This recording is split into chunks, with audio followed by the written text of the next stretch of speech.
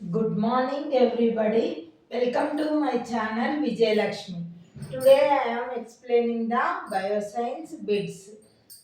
సెల్యులేజ్ను ఉత్పత్తి చేసే జీవులు కషాపం కలిగిన ప్రోటోజోవన్లు, బ్యాక్టీరియాలు. నెమరు వేసే జీవులలో జీర్ణాశయంలో ఉండే గదుల సంఖ్య. నెమరు వేసేటటువంటి జీవులైనటువంటి ఆవు మొదలైనటువంటి వాటిలో జీర్ణాశయంలో 4 గదుల సంఖ్య 4. అవేంటి? ప్రథమామాశయము, జాలకము, తృతీయామాశయము, చతుర్థ అమాశయము. నెమరు వేసే జీవుల జీర్ణాశయంలోని గదుల వరుస క్రమం అని అడుగుతారు. అడిగినప్పుడు ప్రథమామాశయము, జాలకము, తృతీయామాశయము, చతుర్థ అమాశయము. నెమరు వేసే జంతువులలో సెల్యులేజ్ ఉత్పత్తి అయ్యే జీర్ణాశయ గది ప్రథమ అమాశయము.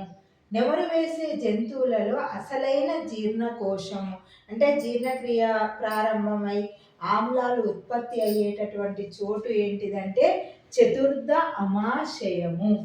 పాక్షికంగా జీర్ణమైన ఆహార పదార్థాన్ని కడ్ అని అంటారు.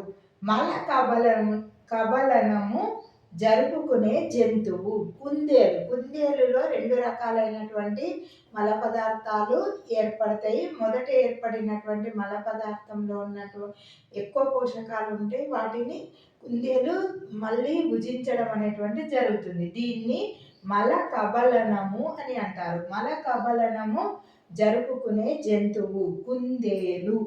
నోరు జీర్ణ వ్యవస్థ ద్వారా ఆహారాన్ని తీసుకోవడాన్ని అంతర్గ్రహణము అని అంటారు. నోటి ద్వారా ఆహారాన్ని తీసుకోవడాన్ని. ఉదాహరణకు మానవునిలో జీర్ణక్రియ ప్రారంభమయ్యేటటువంటి ప్రాంతము ఆస్యకుహరంలో జీర్ణక్రియ అనేటువంటిది ప్రారంభం అవుతుంది. అక్కడ లాలాజల గ్రంథులు అనేటువంటి ఉంటే అక్కడ జీర్ణక్రియ అనేటువంటిది ప్రారంభమవుతుంది.